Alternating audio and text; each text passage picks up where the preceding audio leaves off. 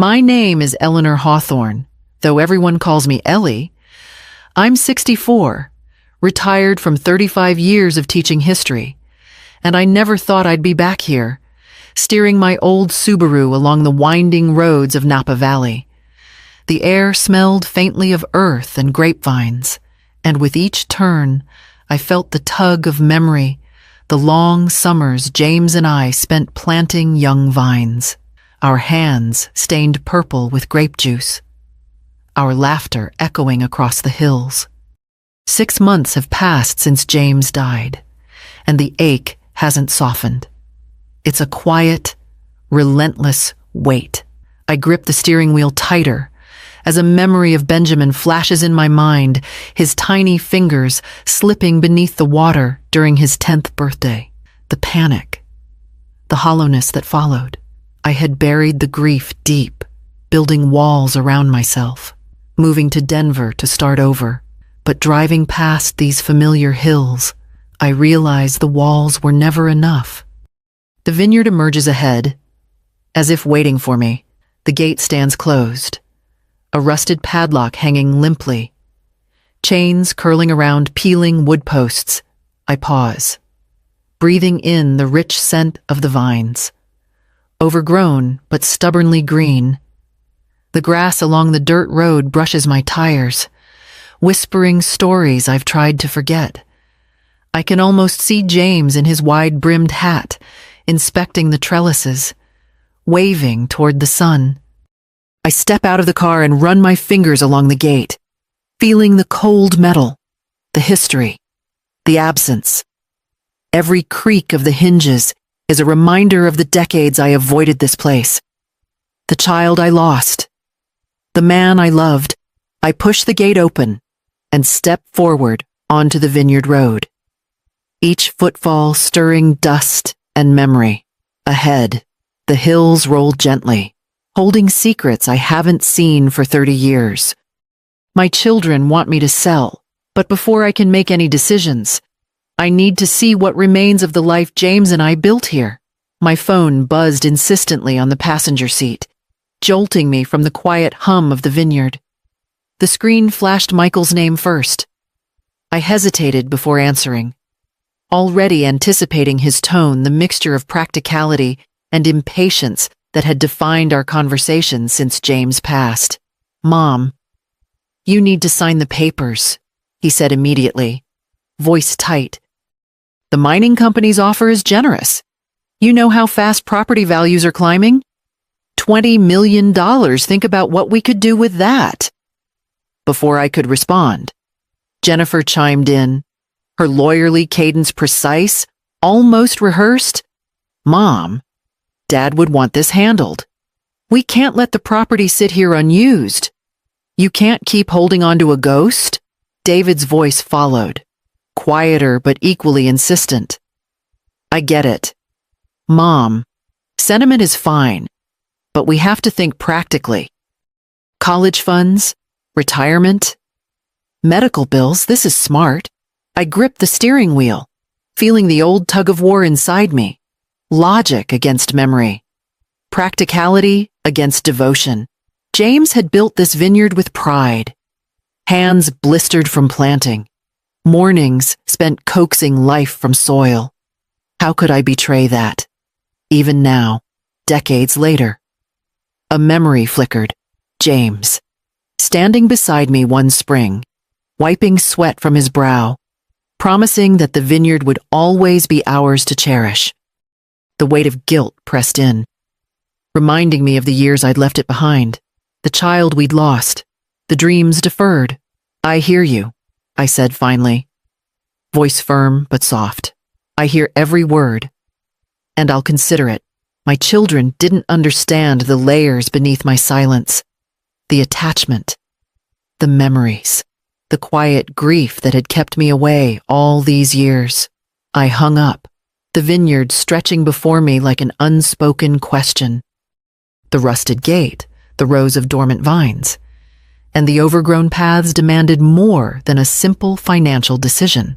I inhaled deeply and stepped forward, knowing the hardest choice wasn't selling, It was facing what this land had meant, and still meant, to me. I stepped out of the car and let the early morning air wash over me. The scent of soil and grapevines thick in my lungs. The gate loomed ahead, old wood weathered and cracked, a rusted padlock hanging loosely from twisted chains. I expected it to creak and resist, to feel abandoned after 30 years. But as I walked closer, my eyes caught subtle anomalies. Tire tracks pressed faintly into the dirt road, recent enough that they couldn't be decades old. The fences, though aged, were clearly repaired in places, nails shining against sun-bleached wood. A single wind chime swayed in the breeze, its soft chime too deliberate to be left to nature alone. A shiver ran down my spine. Half disbelief, half unease. Every instinct told me to call Michael, to retreat to the safety of the city and its logic. Yet something compelled me forward. My fingers traced the cracked wood of the gate, feeling the cold metal of the padlock, imagining James here, inspecting the vines, as he had so many springs before. My heart pounded with the weight of memory and anticipation. The silence pressed in, thick and expectant, like the vineyard itself was holding its breath. I hesitated a moment, closing my eyes and letting the hum of the wind and distant birds ground me. Then, slowly, deliberately, I pushed. The gate swung open with surprising ease, the chains rattling softly. Dust rose along the dirt path, carrying the smell of earth and promise. Beyond it, the vineyard stretched out, still and quiet, yet somehow alive. My pulse quickened. I had crossed the threshold, but I had no idea what awaited me on the other side. I walked down the dirt road, my shoes crunching against the gravel, eyes straining against the morning haze. The vineyard stretched wide, sun glinting off the rows of dormant grapevines. But something was off too ordered, too deliberate. Ahead, small cabins peeked out from behind the hills, neat and freshly painted, their wood smelling faintly of pine and varnish. I froze. Cabins I hadn't expected anything to be here after 30 years. A flicker of movement drew my attention. A horse lifted its head in a corral that hadn't existed when we left. Its muscles gleamed, coat sleek under the sun. Another horse trotted alongside a man I couldn't quite see yet. My pulse quickened, disbelief warring with curiosity. The fences lining the property were repaired, nails shiny, gates swinging smoothly, unlike the ones I'd imagined collapsing under neglect. A windmill turned lazily on a distant hill, and I caught the faint sound of laughter. Children playing somewhere beyond the trellises. I stumbled, almost tripping over a low stone wall. My hands trembled as I brushed dust off my skirt. Could it be? My mind refused to finish the thought. Every instinct screamed that this vineyard should have been empty, abandoned, a ghost of my past. And yet, life moved here, quietly, purposefully, as if James had never let it go. I walked slower now, ears straining, taking in every detail: the freshly tilled garden patches, the scent of baked bread from somewhere nearby, the glimmer of tools in someone's hands. The hum of distant voices hinted at conversation, careful and controlled, yet undeniably human. I swallowed hard, feeling a mix of awe and shock. All these years, I had imagined decay and emptiness, mourning both James and the vineyard itself. And now, confronted with this hidden life, I realized the truth was far more complicated. James had maintained this place in secret, tending not just the vines, but something larger, something alive. I took a deep breath, my heart pounding. Who had been here all this time? And why hadn't they told me? The road ahead seemed to stretch further than I remembered, promising answers I wasn't yet ready for, but I couldn't turn back. A soft rustle drew my eyes to a figure moving steadily along the path between the cabins. A woman, mid-50s, with salt and pepper hair pulled into a practical ponytail, paused and studied me cautiously. She wore sturdy boots, jeans, and a faded denim jacket, the kind that belonged to someone who spent her days outdoors. "Ellie," she called gently, her voice carrying over the quiet hum of the vineyard. "Ellie Hawthorne." I nodded, heart hammering. "Yes, that's me." She approached slowly, keeping her hands visible, her eyes kind but assessing. "I'm Eleanor Mitchell. Everyone calls me Maggie. I've been expecting you." "Expecting me?" My pulse quickened. You know me?" I asked, voice barely above a whisper. Maggie nodded. "Your husband left instructions. He knew you would come back eventually. He wanted you to see this place for yourself. Once you were ready." I swallowed hard, my mind racing. "This place? You mean the vineyard? But it's been maintained all these years." "Yes," Maggie said, her gaze steady.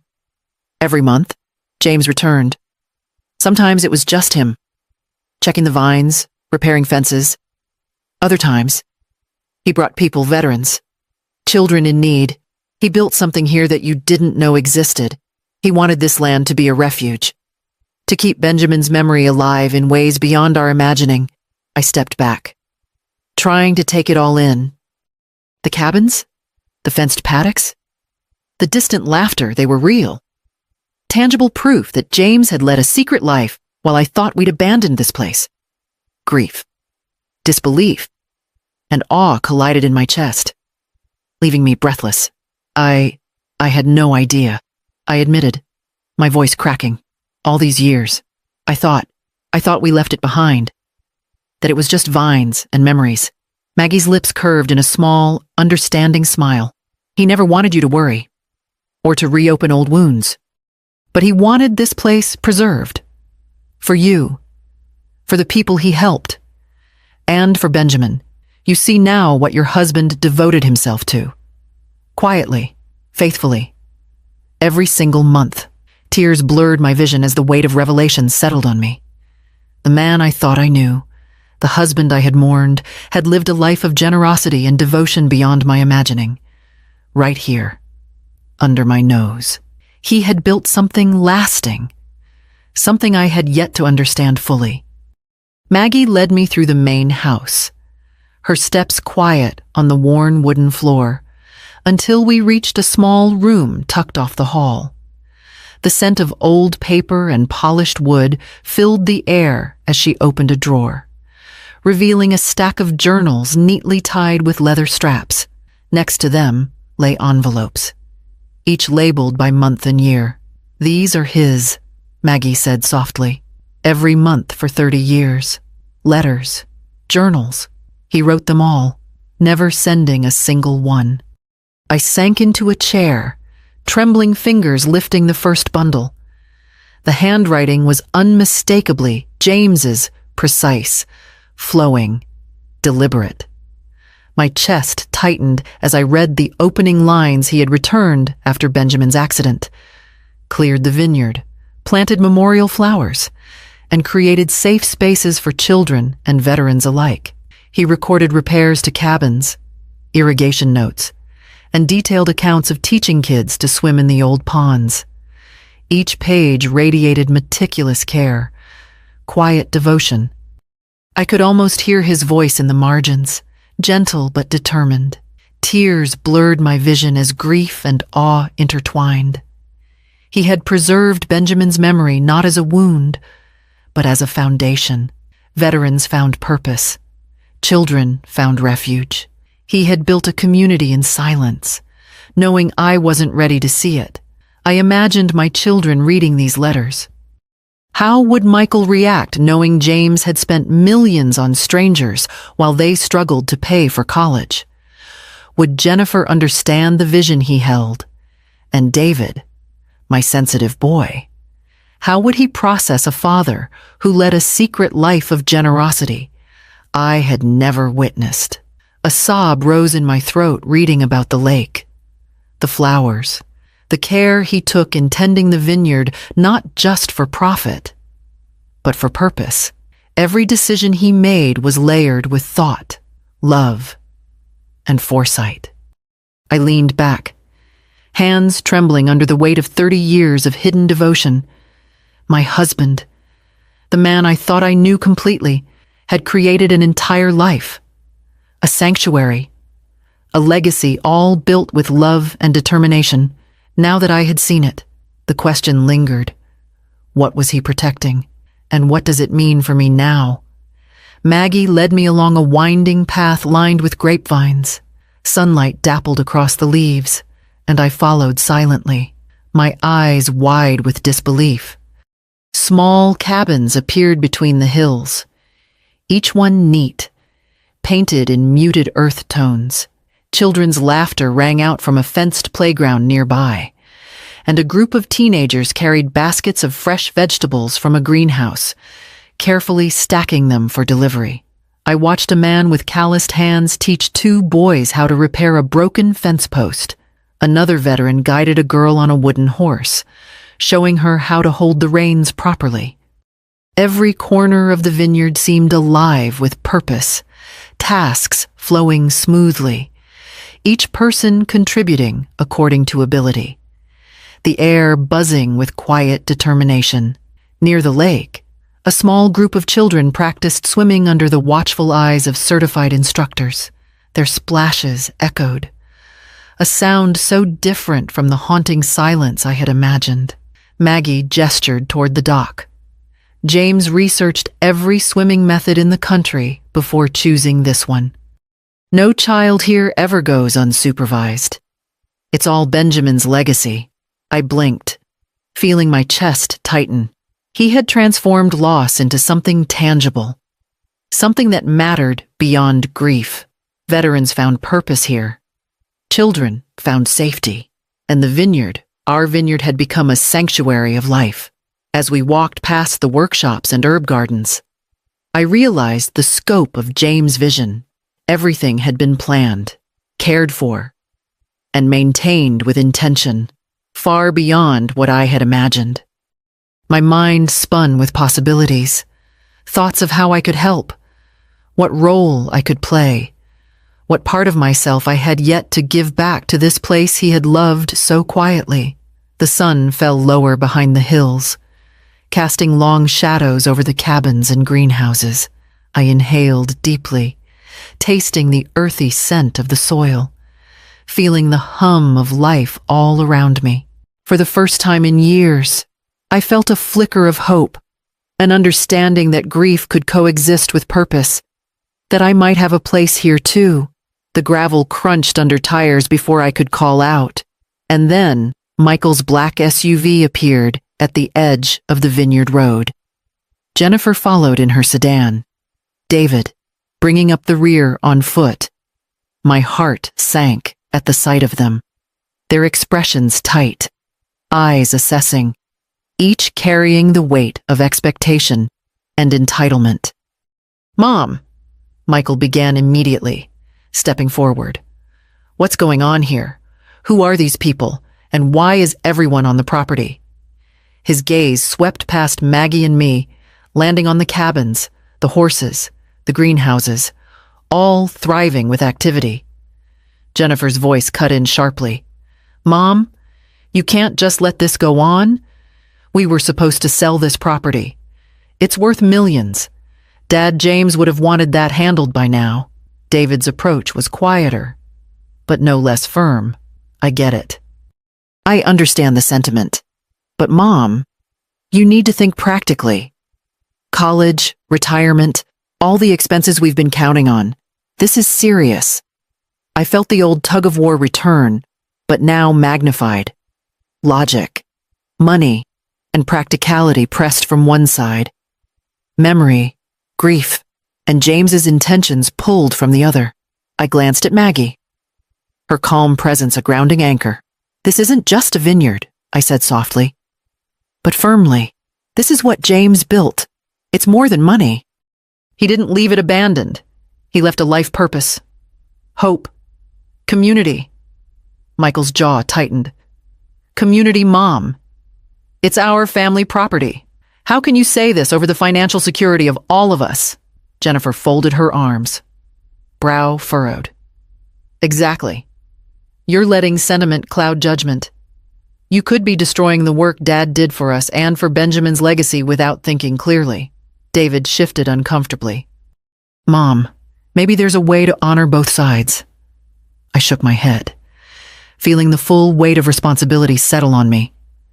Every glance, every argument, reminded me of the choice before me, not just for myself, but for the people James had touched in secret. My pulse quickened, the vineyard stretching before me, alive and waiting. I inhaled deeply, summoning steadiness. I need to understand it all, I said, eyes meeting each of theirs.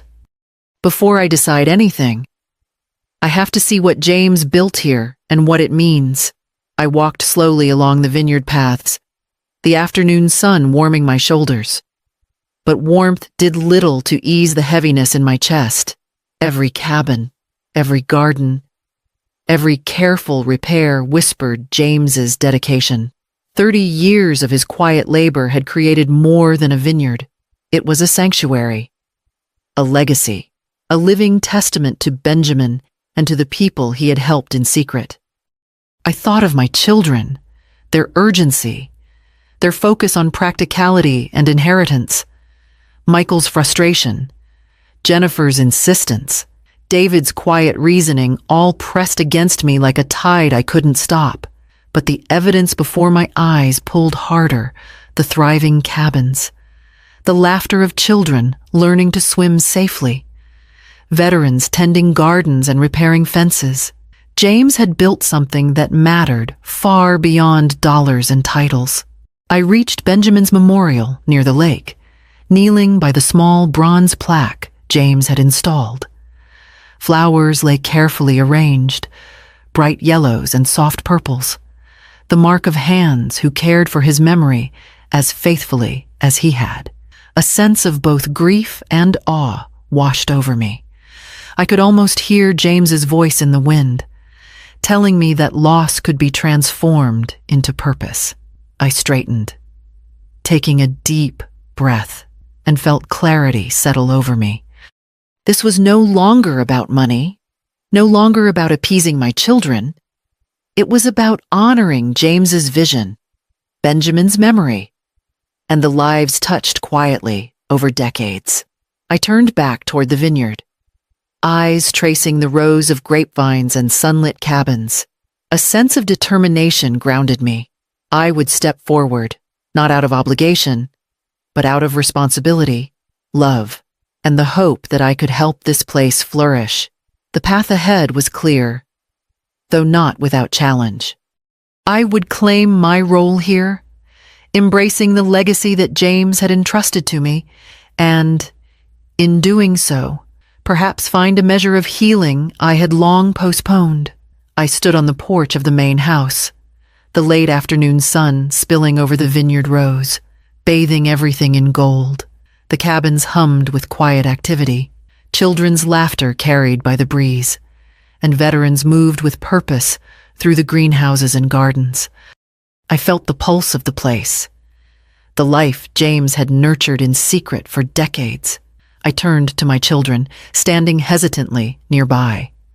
Michael's eyes, usually sharp with pragmatism, softened as he took in the bustling vineyard. Jennifer exhaled slowly, a smile breaking through her carefully controlled composure. David's gaze lingered on the horse paddocks, the pride and wonder in his expression unmistakable. For the first time, they seemed to see James not just as our father, but as the visionary who had quietly transformed grief into something tangible, something living. I knelt briefly at Benjamin's memorial, placing fresh flowers alongside the ones already arranged with devotion. The weight of past sorrow pressed against me, but now it mingled with a deep, grounding sense of purpose. I could feel James's presence everywhere. The vineyards, the cabins, the laughter, the lessons learned, the hope restored. "I'll stay," I announced finally, voice steady. "I'll take the role he envisioned for me, the historian, the caretaker. I'll help this place thrive, honoring both Benjamin's memory and the lives he touched." The vineyard seemed to breathe with me, alive and welcoming. Pride, healing, and determination settled deep into my bones. My grief was no longer a burden, but a foundation for action. Walking among the cabins and greenhouses, observing children learning and veterans working with dedication, I realized this place had not only preserved life, but had begun to heal me as well. James had left more than a vineyard. He had left a living, breathing legacy, and now it was my turn to nurture it, to protect it, and to allow hope to flourish anew.